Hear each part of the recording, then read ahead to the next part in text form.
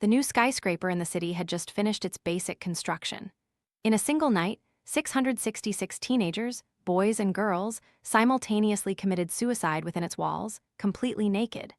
The scene was both bizarre and depraved, their death postures deeply disturbing. Some speculated it was brainwashing by an illegal cult, others whispered of a ritual sacrifice. All sorts of rumors circulated among the public, but they were all baseless conjectures. The strangest thing was that despite my extensive search, I couldn't find a trace of the souls of these over 600 individuals. At the same time, a new tattoo parlor opened on the city's outskirts. Its prices were unbelievably exorbitant, yet business was booming. I couldn't understand why a tattoo shop would emanate such a heavy, suffocating aura of death within several miles. It was the night of the fullest moon, the 16th. My geomancy shop was open all night as usual. I sat outside, leisurely cracking sunflower seeds, gazing at the moon. Officer David stepped in from the chilly moonlight, his face etched with worry. He sat beside me in silence, crunching sunflower seeds, handful after handful, clearly agitated. Those 666 lives, my department doesn't have a single lead. Isn't it bizarre? Isn't it unreasonable? I feel like I've failed this badge. So what? I need your help, Officer David admitted, his voice strained. HMPH, why didn't you say so sooner? Let's go, I've been waiting for you to seek me out for days. Where to? To the scene, of course. Didn't you ask for my help? Actually, we could go early tomorrow, there's no rush right now. But I'm in the mood, I want to go right away. Officer David reluctantly followed me. It was well past midnight, a windy winter night, truly the ideal time for an investigation. Amara, why do I feel like you were just waiting for me to ask? No need to feel it, it is asterisk the truth. You actively seeking my help means my merit will increase significantly. Merit? What merit? Nothing. The crime scene was entirely sealed off with police tape. Officer David led me straight into the building where the incident occurred. To my surprise, the area was swarming with black cats. Under the moonlight, their sharp eyes seemed ready to pounce and bite us. Their incessant meowing was chilling, absolutely horrifying. I concentrated, trying to summon something. Logically, this was where it happened. The souls of over 600 victims had asterisked to be here, yet I couldn't sense a single one. They died unjustly, but there wasn't a trace of malevolent energy here. What's more, 1,000 spirit cats calling out souls is an extremely ominous sign. I haven't seen anything like it in hundreds of years. This case is certainly not an ordinary murder. What is it? Did you find anything new? Officer David looked at me hopefully. Under the moonlight, his eyes shone brighter than any cat's. I need to call Junior. Just calm down and wait a moment. Haste makes waste, you know. I called Junior. 10 minutes later, the kid arrived. Don't ask how he got here so fast. That's a secret of Ghost Mansion Mountain. Outsiders wouldn't understand. Grandma Amara, I came to the shop to ask you out for hot pot, but you weren't there. This case has been buzzing everywhere lately, so I guessed you'd be here. Very clever, you're a good boy. Did you bring the crystal ball? Of course. This crystal ball is a treasure of Ghost Mansion Mountain, forged over years. If you want to find something, just think it, and the doll inside will show you the way. GPS can't even compare to this crystal ball. I focused on the souls of the departed. The doll inside the ball slowly raised its hand, pointing a direction for me. We followed it directly, stopping in front of the city's People's Hospital. Officer David watched the crystal ball with a puzzled, cautious look. Junior, meanwhile, quickly bought a roasted sweet potato and followed along, munching contentedly. Nothing beats a warm roasted sweet potato in winter.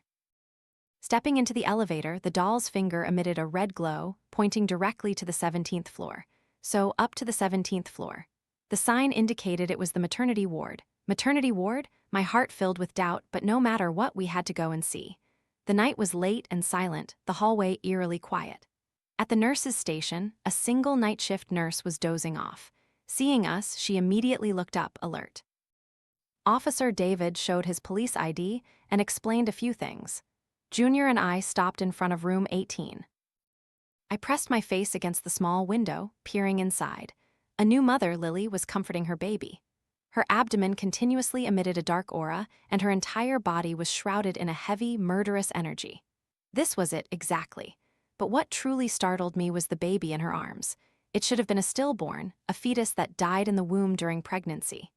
Yet now, not only was it waiting to live healthily, but a shimmering aura radiated around it. This meant that this child would become an extraordinary individual in the future. "Is there a problem?" Officer David asked softly from beside me. Seeing my grave expression, he also became serious. "We're already here, so I have to uncover the mystery within. I'll borrow a set of scrubs from a nurse, and then I'm going into the room." The moment I stepped in, I was hit by a potent scent of embalming fluid and the unmistakable smell of intimacy. Anyone who understood such things would recognize it instantly. "Hello, ma'am. Night shift rounds, standard procedure. My cesarean incision here hurts a bit. Could you take a look?" Only then did I get a good look at Lily.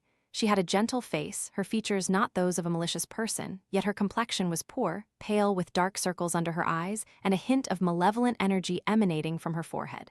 "Certainly, please lie down so I can examine you." Lily handed her baby to the man standing in the corner. I looked up, startled.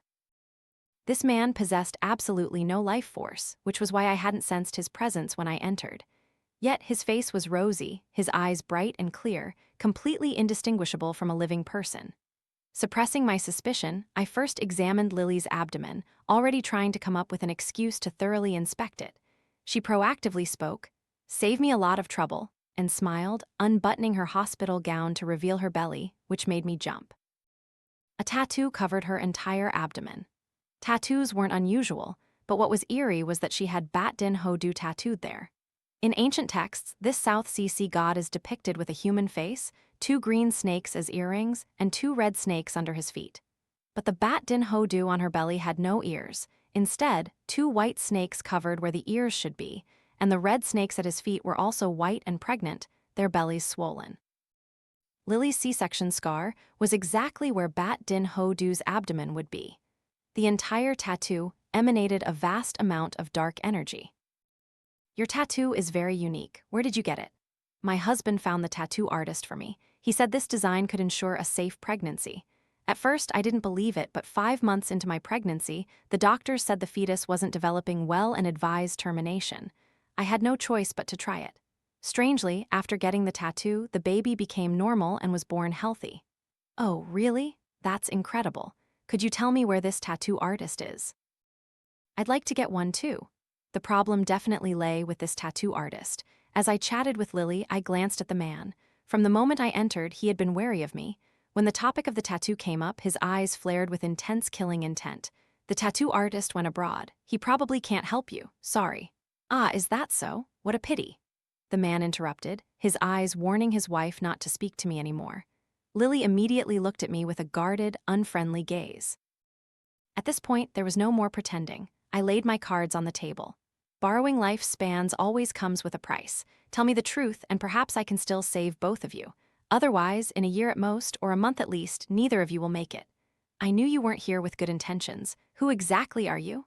The man placed the baby back into his wife's arms, standing in front of her, glaring at me as if he wanted to kill me on the spot. "HMPH, this man has a heavy murderous aura. Does who I am matter? What matters is that I'm here to save you. Our family is perfectly normal. Why would we need saving? Don't stand here scaring and confusing people. Leave now or I'll call the police to arrest you." "Call the police?" I glanced at Officer David, who was standing right outside the door. "Well, I'm also an external consultant for the police force. Frankly, I have more standing with the police than he does."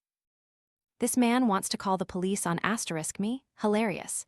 If I'm not mistaken, you've already died once. Your current continued existence is merely borrowed lifespan from a family member. "Borrowed lifespan from a family member?" Lily repeated my words, her gaze falling as if she'd just realized something, looking at Daniel Kahn with a wary expression. "Good, not entirely foolish. You're a smart woman." "Daniel Kahn, are you really hiding something from me? It can't be, right? You doubt me over a stranger's crazy words." Daniel Kahn was speechless, but his evasive eyes betrayed him. 5 months into my pregnancy, you had a severe car accident. The doctors issued critical condition notices several times. You were in the ICU. Your mother prayed everywhere, wishing for your safety. As she spoke, Lily seemed to remember something. She stepped forward and pulled down Daniel Kahn's pants. I couldn't cover my eyes fast enough. A snakescale tattoo on his buttock was revealed before me. Lily, unsatisfied, continued to pull at his shirt. The man struggled, resisting her. During their struggle, more dark energy seeped from Lily's abdomen, and the baby cried out weakly. "Daniel Kahn, if you're still a human, tell me the truth. Otherwise, tomorrow morning I'll call our family here and you won't have a good outcome. Lily soothed her baby while threatening her husband. He seemed frightened, lowering his head, caught in hesitation. Befriending a tiger yields no benefits, I thought. At this point, I wasn't angry anymore. A lead was better than none. Who exactly are you? You already know everything. Why force me to tell the truth? I am here to save you, or more precisely, to save your child. Regardless of the means used to bring this baby into the world safely, it's here now, and surely you don't want anything to happen to it. Where did this woman come from? What nonsense is she spouting? My words clearly struck a nerve. The man, enraged, made as if to hit me. My hand, hidden in my sleeve, formed a hand seal and an invisible wall appeared before him. He slammed into it, bouncing back and falling to the ground. Daniel Khan, you still won't tell the truth? Lily, clutching her baby, retreated to a corner, distancing herself from both her husband and me, while secretly calling her family. I didn't care, but it seemed this man was about to face some bad karma. I turned on the voice recorder in my pocket.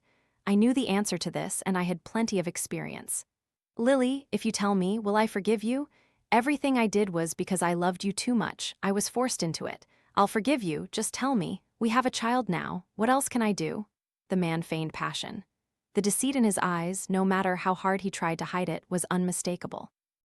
Master Lan, the tattoo artist, said, "This tattoo can temporarily borrow 10 years of a family member's lifespan, allowing you to live on until you find a stranger to repay the borrowed lifespan." Having said that, Daniel Khan lifted his shirt, revealing a grotesque tattoo on his back, a demonic image, with even snake scales peeking out beneath his skin. A family member, so you borrowed my lifespan. Why didn't you borrow from your parents? Why me? Lily's eyes turned icy, and I saw her fists clench inside her sleeves. My parents are old, they only have a few decades left for me to borrow, Daniel Khan recited Master Lan's words. And you just believed that so easily.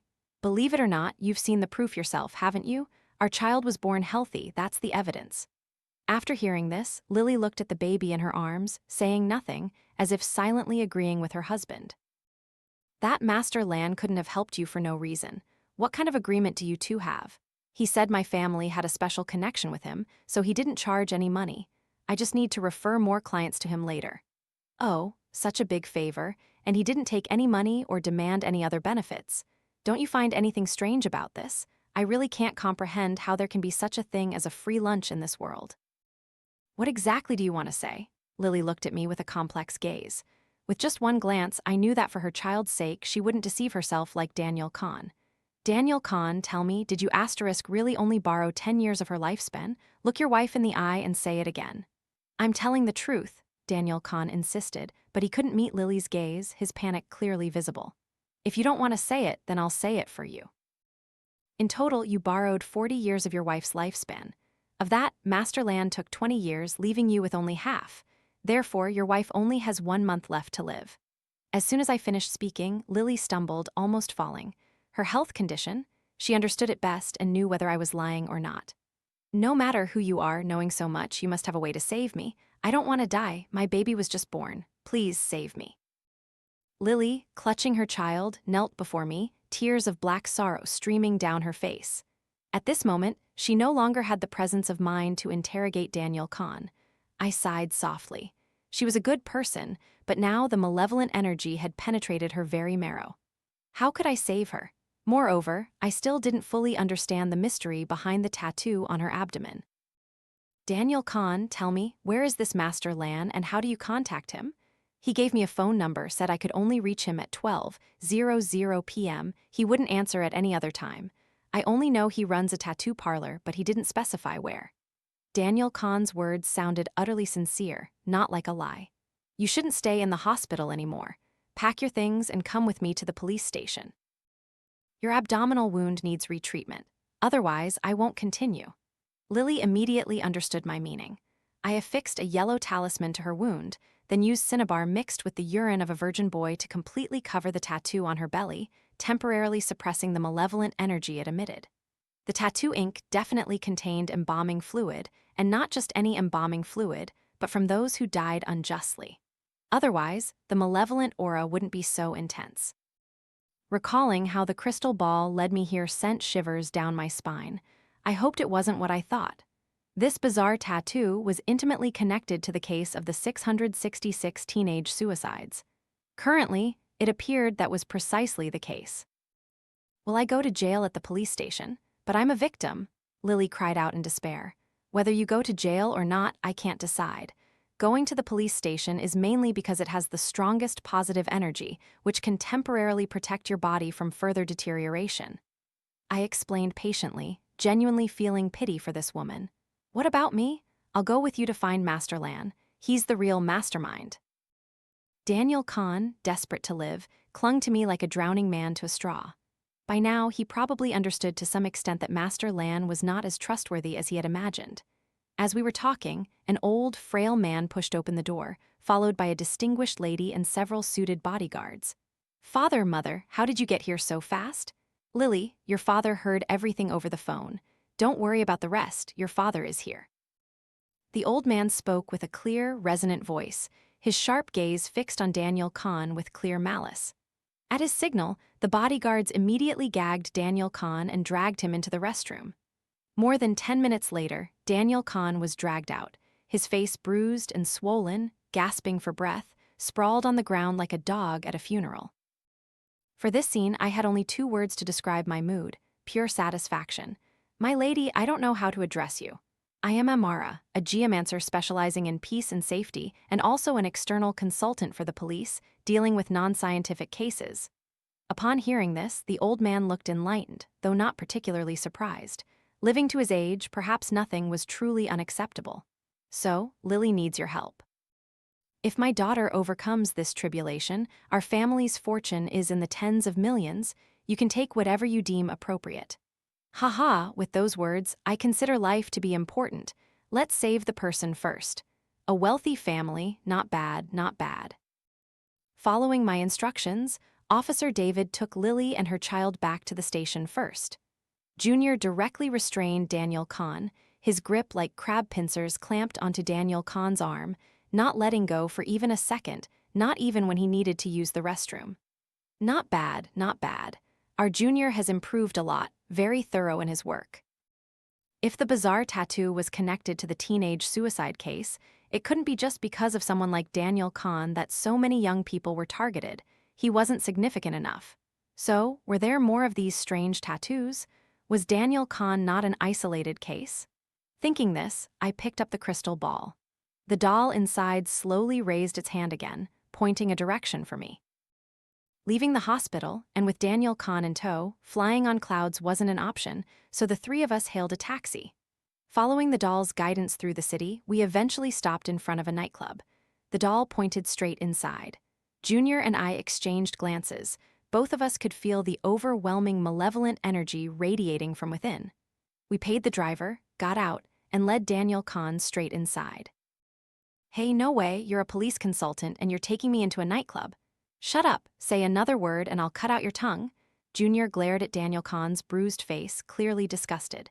At the entrance, several bouncers eyed us warily. Understandably so. Junior was dragging Daniel Kahn and I was in sportswear. The 3 of us hardly looked like we were out for a night of fun. Junior, quick-witted, slipped some red bills into their hands and we smoothly entered. We finally stopped in front of room 1715. I peered through the glass door. Inside were scantily clad women and several corpulent men. This place was clearly not legitimate. Should I be a concerned citizen just once and report this place for prostitution? Heh, that's a good idea. I secretly messaged Officer David, telling him to arrange for colleagues to coordinate an investigation, and while they were at it, to clean up this den of vice. As soon as I put my phone away, a girl opened the door, gave us a disdainful look, and walked away. She was probably heading to the restroom. I signaled Junior to find a place to hide and wait for me. I followed the girl. By the sink in the restroom, the girl leaned close to the mirror, touching up her makeup. Her off-shoulder dress revealed a massive peach blossom tattoo. It continuously emanated malevolent energy, and her eyes carried an unusual aura of ill-fated romance. "What is this, a peach blossom curse? Your shoulder tattoo is beautiful, miss. Where did you get it done?" "Is it? Thank you. A man named Master Lan did it for us." "Do you have his contact information? I want to get one too." "Here, I'll give it to you. But he charges a lot. Still, ever since me and my sisters got our tattoos, business has been booming. Rich clients are constantly seeking us out, and we can spend freely. The girl then gave me a suggestive wink, her face full of proud confidence. What? Do escorts in this day and age feel this proud? But I know that this kind of peach blossom curse tattoo will harm your beauty and vital energy. Over time, people will age prematurely. Your lifespan will also short, and even more frighteningly, you'll become addicted to sex. Dozens of men in one night won't satisfy you. What are you talking about? You're crazy. Get out of my way. The girl made to leave, giving me a hateful glance. You haven't had the tattoo for long, the karma on you isn't too heavy yet. You still have time to regret it. Who are you? Do you even know where this is? If you know what's good for you, get out of here quickly. If Mr. D finds out, you won't be able to escape. If I dared to come, I'm not afraid of anything. Hearing this, the girl stared blankly for a few seconds, her eyes filled with suspicion and disbelief. I was forced to work here, and I had no choice but to get this tattoo to attract romance. I want to regret it, but who will give me the chance to regret? Add me on chat. Before dawn, you can still find me, but after dawn, I won't be able to save you anymore. The girl hesitated, then took out her phone and added me. I advise you to leave quickly. If Mr. D finds out, he definitely won't let you off the hook. Even after she left, she turned back to warn me again. Mr. D, I heard, which only made me more curious. I, Amara, have lived for 1,000 years. What kind of evil human, evil spirit, evil ghost, or demon haven't I met? Why would I be afraid of some low-level thieving thug running a nightclub? I chuckled. Tonight isn't bad. This show is quite intriguing. Stepping out of the restroom and standing by the door, I couldn't smile anymore. 7 or 8 of the nightclub's thugs surrounded me, clearly targeting me. From the moment you walked in, something felt off. You reek of police, and sure enough, you start chatting up our girls. What's wrong with a little chat with your girls? Does talking automatically make someone a cop? Stop talking nonsense. Come with us. We've dealt with your kind many times. You truly won't shed tears until you see your coffin. I intended to resist, but then I thought going with them might lead me to this Mr. D. I needed to meet him. Fine, let's go. But let me tell you, I won't just refuse to shed tears until I see my coffin. I'll run headfirst into a wall and still won't turn back, mainly because my head is very hard.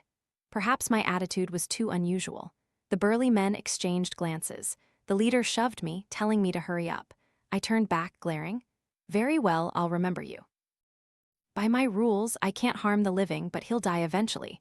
And once he's dead, he won't escape my grasp. Moreover, judging by his appearance, his grave sins of lechery and taking lives make him a true villain, surely not destined for a long life. Die, just die, you all deserve to die. I cursed them thoroughly in my mind until I felt a sense of clarity. They led me through winding passages. Following an industrial staircase down several basement levels, I caught the smell of burnt meat. No, that wasn't right. It was the smell of burning corpses. Heavens, I'd stumbled upon another group of people unafraid of karma. What kind of nightclub dares to openly build a crematorium in its basement? They flaunt their disregard for the law, audacious and utterly deranged. What, scared now? You weren't so arrogant a moment ago, were you? The leader looked at me with a lecherous, disgustingly filthy gaze.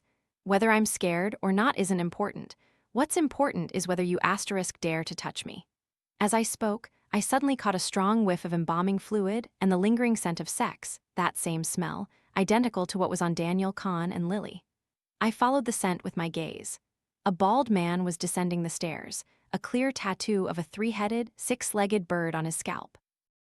Whether it was grotesque or not was beside the point, it was truly ugly. What kind of aesthetic taste was this? This master land tattoo artist truly inked bizarre things. This must be the infamous Mr. D. His demeanor was vulgar, and his face was that of a quintessential villain. HMPH, not bad. Quite a haul tonight. Once this tattoo case is solved, my merit will surely double. What's the meaning of this? The police are now sending beautiful girls like you as undercover agents. I'm not an undercover agent. I'm an external consultant for the police. Good, frank, honest, beautiful, fiery personality. How about it, Mr. D? Stay with me and my brothers for one night, and I'll consider letting you off. Hearing this, I suddenly understood why King Joe had offended the Nuwa statue so much back then, and why Nuwa was so enraged. At this moment, I exerted extreme self-control to keep from wringing the necks of these foul men. Mr. D, what era are we living in? You're still thinking about what's in your pants. Your great calamity is almost upon you. Aren't you worried? What calamity? If this girl keeps spouting nonsense, I'll toss her straight into the crematorium. After getting that tattoo on your head, do things only go smoothly for you when you kill living beings? If I'm not mistaken, you'd already killed several chickens before coming here, hadn't you? Mr. D didn't answer, only stared at me coldly, his eyes trembling slightly. People like him had mastered the art of showing no emotion, but even that tiny tremor was enough proof. I was right. What do you want to say? This is just the beginning. You only killed a few fowl. Later, you'll crave killing wild beasts, and eventually, only killing humans every day will satisfy you and ensure everything goes smoothly for you. After I finished speaking, Mr. D's subordinates all looked at him in horror. Clearly, they knew everything too. Little girl, what if you're right? Do my affairs need outsiders meddling? Who do you think you are? Who I am is not for you to decide. I'm just asking you, that tattoo artist, Master Lan, do you know if he's connected to the deaths of those 666 teenagers? Mr. D's expression clearly became panicked. Excellent, that proved he knew something, and that I'd hit a critical point. Who exactly are you? What are you doing here? Do the police also handle tattoos now? Look, didn't I tell you? I'm an external consultant for the police. Your memory is terrible, isn't it? Stop talking nonsense. Hurry up and throw that bitch into the crematorium. Looking at this woman, I feel nothing but bad luck. As soon as he finished speaking, his subordinates rushed forward to drag me away, intending to burn me alive. Oh my, I'm scared to death. A bunch of petty thugs daring to lay hands on this grandma. I quickly formed a hand seal, and an invisible wall immediately appeared around me. They slammed into it, their faces swollen and lips bleeding, yet they couldn't touch a single hair on my head. Seeing my triumphant smile, Mr. D's face gradually turned to fear. I absolutely love that expression. At the same time, the police had surrounded the entire nightclub. It wasn't that this place hadn't been noticed before or that it hadn't been raided, but each time either information was leaked beforehand, or there wasn't enough concrete evidence, or they couldn't catch anyone, or they caught them only to be forced to release them due to lack of evidence. Tonight, with me here, no evil force or external power could stir up trouble. The police had a massive haul. Mr. D and his men in the basement had intended to escape, but unexpectedly they were all rendered immobile, stuck fast in place. From being predators, they became lambs waiting to be slaughtered. Aside from glaring at me with hateful eyes, they could do nothing else. This scene filled me with immense satisfaction. The ancient knights-errant who roamed the lands, upholding justice, now I clearly understood that feeling. It was absolutely wonderful. Merit was no longer important. I just wanted to see these scoundrels pay for their crimes. If I could personally witness their executions, I would be even more satisfied. After negotiating with the police, Officer David vouched for me. I brought along Au Cheng, the girl I met in the restroom. Seeing me allied with the police and single-handedly subduing Mr. D, her expression of astonished admiration was deeply satisfying. I told her to come with me and help me find Master Lan. She agreed almost without hesitation, promising full cooperation. Leaving the nightclub, Junior was already waiting with Daniel Khan. The scene of the armed police arrests had clearly astonished Daniel Khan. Aside from movies, he had never witnessed such a sight. I glanced at my watch. It was already 3:30 a.m. I thought about the case. The doll in the crystal ball slowly raised its finger again, continuing to guide me. Tonight has been too dramatic. Grandma Amara wonders if we'll even make it for breakfast when this is all over. I could eat 3 steamer baskets of pork buns. Junior seemed even more excited than me. Well, it was true. Our lives were long and often tedious. We needed such events to pass the time, to be a little busy. Officer David specially assigned a car for us. This could also be considered official duty. The car followed the doll's guidance straight to an art studio, filled with artistic energy, and stopped. No mistake, this was the place. The malevolent energy was overwhelmingly dense. I told Junior to focus and instructed the boy to stay in the car to watch over the others. I entered the art studio alone. The moment I stepped through the door, I saw layers upon layers of glowing green eyes in the darkness, accompanied by incessant, clamorous cat meows. The deeper I went, the heavier the malevolent energy became, making my eyes sting. The potent smell of embalming fluid mixed with an indescribable odor made my stomach churn, wanting to vomit. A flickering yellow light at the end of the hallway suddenly illuminated. Lynn, pale-faced and dressed in white, stood there, her eyes fixed on me with wariness. "Who are you? What are you doing here?" That question again. I was sick of hearing it tonight. Couldn't anyone ask something different? Why did everyone ask who I was and what I was doing? Truly uncreative. I am your god and I have come to save you. Out on the streets, identity is self-proclaimed. At that moment, I just wanted to say something outlandish. Really, my prayers actually worked. Oh God, please take me away. I wish to become a cool breeze, warm sunlight, a white cloud. Before I take you, you must tell me why you got that tattoo. Who tattooed you? Tattoo? Lynn's eyes became hazy, as if she were reminiscing. Well, I have to say, artists truly are different from ordinary people. From my perspective, this was a bit of madness, or to put it more crudely, a touch of insanity, a disordered mind. Masterland said, as long as he tattoos me, I will have endless inspiration, countless masterpieces that will live on through the ages, and I will become the greatest painter. So what tattoo did you get? Lynn turned around, smiling, and dropped her dress, revealing her entire back. I stared wide-eyed. It was Lu Dongbin, but a distorted Lu Dongbin, with red eyes and long fangs. I was astonished. In mythology, Master Lu is also one of the celestial beings skilled in painting. His immortal crane dancing in mist and clouds is famous throughout the world, passed down for 10,000 generations. But with red eyes and long fangs, could he still be an immortal? This was clearly a demon. For a fleeting moment, I even thought the tattoo winked at me. Since getting this tattoo, I haven't left the studio day or night.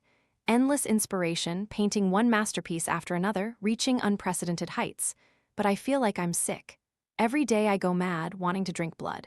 At first it was pig's blood, cow's blood, duck's blood, but now I want to drink human blood. My boyfriend Ethan, he loved me so much and I drained him of his blood. Kill me, let me die. Lynn squatted down in anguish, hugging her knees and sobbing uncontrollably. At the same time, I saw her boyfriend in the dark corner, clearly a tormented spirit, his eyes filled with longing as he looked at Lynn. I sighed, took out my gourd, and removed its stopper, letting it float in midair. I sat down and began chanting the incantation for rebirth. Can I say goodbye to her, immortal? The man looked at the shimmering golden gourd, pleading with his eyes. I rarely broke rules. Tormented souls weren't supposed to speak to the living. It was a minor transgression of heavenly law. Ethan, don't cry anymore, okay? Ethan, is that you? I miss you so much. I'm sorry, truly sorry, it's all my fault. Lynn cried, rushing into the man's arms, only to pass straight through his body. It was just a fleeting void, she touched nothing. Foolish girl, I don't blame you, I never have. Promise me, live well, I love you. Don't go, please. If you go, take me with you, I'm in so much pain, Ethan. The man's soul gradually faded, and the golden light of the gourd dimmed. I knew I couldn't help him achieve transcendence tonight. He wouldn't reincarnate. HMPH, it really wasn't a good idea to break the rules to let them say goodbye. Tormented souls already have strong attachments. How could they possibly want to reincarnate now? My kindness turned out to be harmful. Leaving the art studio, I led one living person and one ghost into the police car. Heavens, this was truly a headache. It was past 5 a.m. now. Sanitation workers were already appearing on the streets, and restaurants were opening one by one, preparing for customers. Grandma Amara, are we still looking for people with tattoos? If we keep finding them one by one like this, we'll die of exhaustion, and the car won't even fit everyone. Gathering enough dragon balls to summon the dragon god, we've already caught 3 people. I think we're about to find Master Lan. Even if the dragon god only shows its head and not its tail, it's time for the fox to show its tail now. Do you have a plan, Grandma? I took blood from Daniel Khan's snakescale tattoo, blood from Au Cheng's peach blossom curse tattoo, and blood from Lynn's Painter Immortal tattoo, mixed them together, and dripped them onto the crystal ball. The doll spun wildly, then finally pointed its finger straight to the east. The driver immediately understood, stepped on the gas, and sped off. We encountered no obstacles along the way, stopping in front of an old building on the outskirts. I checked my watch, it was 6 a.m. On the dilapidated old wall, 4 characters were painted. Lan's tattoo parlor. A long, dense queue had formed outside, several times longer than the lines for addiction treatment during a pandemic. All these people were here to get tattoos. Junior, go down and gather some information. Grandma needs a little rest. Tonight has been exhausting. Okay, Grandma, you rest. I'll get all the details and be right back. I watched Junior walk from the front of the line to the back, sometimes surprised, sometimes grimacing, sometimes looking sad. His expressions truly varied. When he returned to the car, he even bought a pile of breakfast items. This kid, I was truly impressed. Grandma, I've got the scoop. All these people are here for tattoos. Some are terminally ill, seeking a chance at life. Some are infertile, seeking children. Some feel ugly and want beauty.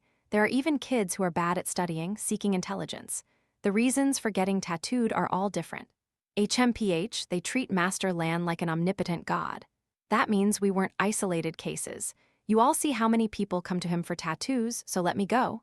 Daniel Khan glanced around, shamelessly. Say another word and I really will cut out your tongue. Junior was displeased and smacked the back of Daniel Khan's head, a blunt warning. All right, I'm going to meet this Master Lan. Getting out of the car, I stood on the ground and walked around, casually inquiring about the prices. I heard that Master Lan's tattoos had different fees for different people. Some paid money, some paid no money, but had to sign some kind of blood pact. I gave a cold laugh. Those who paid no money thought they were getting a great deal, but in reality, they were the ones who suffered the most, paying a price far more expensive than money. Like Daniel Khan, he borrowed a lifespan, which was then split with Master Lan. For several miles around, the air was thick with dark, malevolent energy, revealing just how wicked this Master Lan was. I informed Officer David, telling him to bring his team. 1. To set up a dragnet and make arrests. 2. The crowd needed to be controlled and dispersed. With everything ready, I walked straight upstairs. That Master Lan was on the 3rd floor. I had a premonition. He was watching me from the shadows. The moment I stepped onto the staircase, a chilling, eerie wind blew past, raising goosebumps on my skin. On the floor, walls, and railings, symbols of some Western organization were painted very familiar. I couldn't recall the specific organization at that moment, but at least a few hundred years ago, these kinds of symbols made people uncomfortable, giving them a restless, agitated feeling. I quickly ascended the stairs. The door to the room on the 3rd floor was wide open, as if waiting for me to enter. 666 souls of teenagers were imprisoned in this room, yet they maintained the same immodest postures they had in life, pair by pair, making me blush. Each expression was one of satisfied happiness. Finally, I understood why those with tattoos carried not only the smell of embalming fluid, but also the scent of post-coital discharge. This Master Lan was utterly cruel. To create tattoo materials, he didn't hesitate to harm many lives. Tattoos? They were merely tools for him to satisfy his desires. 333 boys and 333 girls, their embalming fluid refined into a top-grade unravel substance, and then letting them die in pleasure, from which a love potion was extracted. Using these two things along with the bizarre tattoo designs, each brutal case had unfolded one after another. Amara the half-immortal, welcome. It is an honor to have you grace my presence. Master Lan, this was him. A young man, barely over 20, emerged from the inner room. Around his neck hung a string of Phoenix Eye Bodhi beads, and on his wrist a string of premium Buddhist beads at least 100 years old. HMPH, so he knew fear after all, wearing all sorts of talismans for exorcism, but it was futile. If you already know who I am, then you also know that from the moment I stepped in, your end has come. Aren't you curious why I do what I do? There's nothing to be curious about. Villains come in all shapes and sizes, but their common trait is an incurable wickedness. I have no interest in studying why you became a bad person. I worship the Loki faith. If I gather 10 million satanic followers, he will grant me immortality. Loki, that Western evil god? Loki, my great god. Master Lan then knelt, bowing reverently, prostrating himself. I listened, utterly perplexed by what he was saying. Loki was a god known for trickery and deceit, and moreover, he had disappeared hundreds of years ago. Where was he crawling out from now? I looked at Master Lan as if he were an idiot. Your god died hundreds of years ago. That's why I want to revive him. If I try hard enough, one day he will return. Amara the half-immortal, come join us. You've atoned for 1,000 years on Ghost Mansion Mountain, yet your deities still haven't forgiven your past sin of killing. So why not follow my god, our great god Loki? Of all the ways to insult me, why did he choose the most idiotic and despicable one? I truly couldn't take it anymore. There's a limit to my patience. My anger had reached its peak. I pulled out my treasured gourd, ready to fight Master Lan. But the moment I made my move, the room was suddenly filled with such overwhelming malevolent energy that I almost suffocated. My treasured gourd immediately began to cleanse and absorb the dark energy. I closed my eyes, sensing Master Lan's position, and quickly formed a hand seal, striking out. I heard his painful groan as police sirens blared, growing louder from a distance. I breathed a sigh of relief. They would surely evacuate everyone quickly. Master Lan and I fought evenly, sometimes flying out the window, sometimes leaping onto the rooftop. Just as I was getting into the swing of things, I suddenly heard the song of righteous chi ringing in my ears. Heaven and earth possess righteous chi, mixed and flowing in many forms.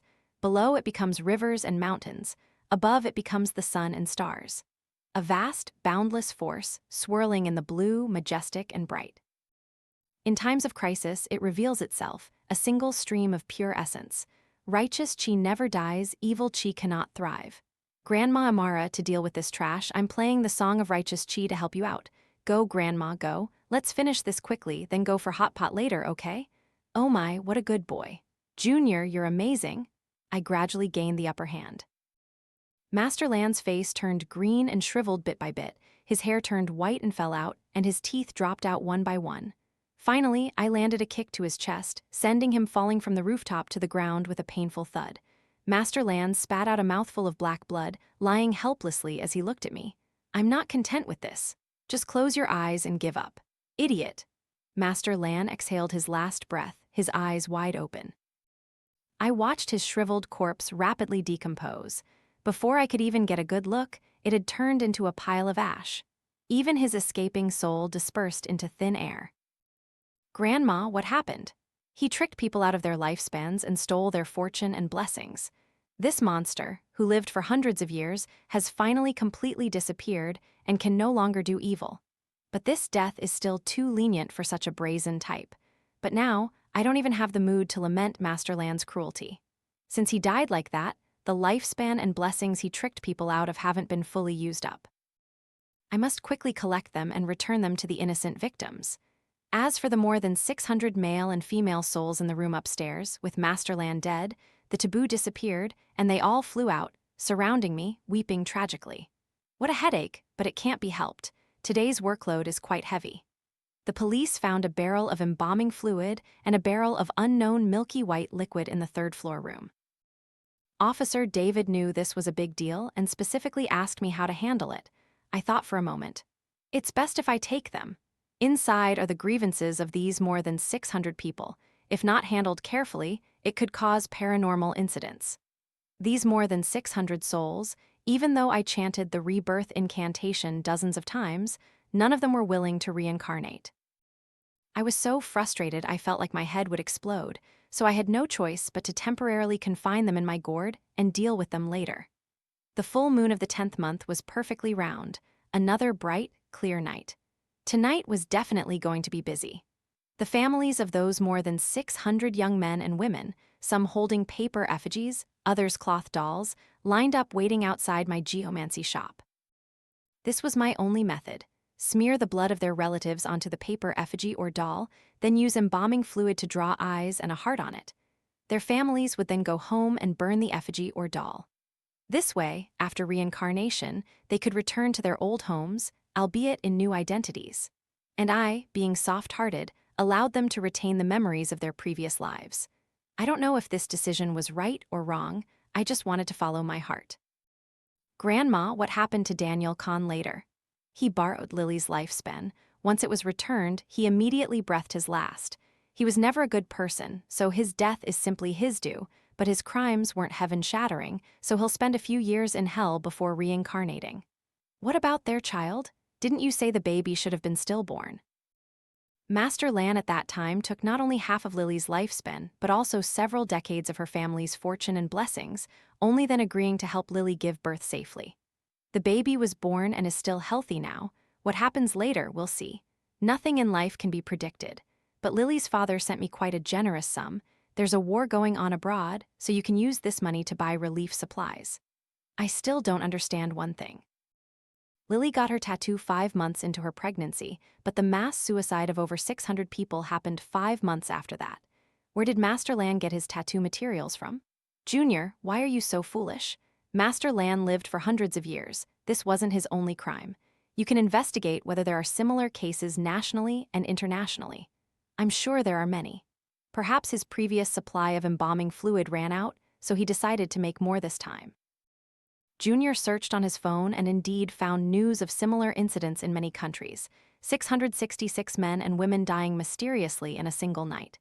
What about Au Cheng and her sisters? They all got rid of their peach blossom cursed tattoos, mended their ways, and started new lives. So, are you satisfied with this outcome? And that Mr. D? He was so arrogant. If he doesn't die, I'll give it 1 star. He's been sentenced to death. The execution will be carried out this month. He was also implicated in the case of those hundreds of young men and women, not to mention the prostitution, murder, and corpse burning in the nightclub. So you, Grandma, must also go on a trip.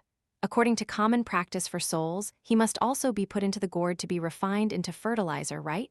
You remember that well. What about Lynn? She's dead, committed suicide. I tried to dissuade her, but good advice is hard to give to someone who wants to die. I helped her and her boyfriend reincarnate. Both were their choices. I think it's a complete resolution. What about the other people with tattoos? Have they all been dealt with? Yes, all done. I almost died from exhaustion this past month. Villains like Master Lan are even more terrifying than ghosts. Ayu Cheng and those young people had their beauty and vital energy almost completely drained. As for Lin, her extraordinary talent still wasn't enough. She sought to collaborate with evil spirits, and in the end, her fortune was completely drained, and she even killed the one she loved most. I couldn't help but sigh. Even after living for 1,000 years, encountering someone like Master Lan left me with endless lamentations. After this case, your merit must have increased significantly, Grandma. Haha, it's decent enough.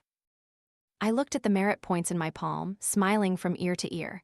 This was the only thing I had pursued for 1,000 years.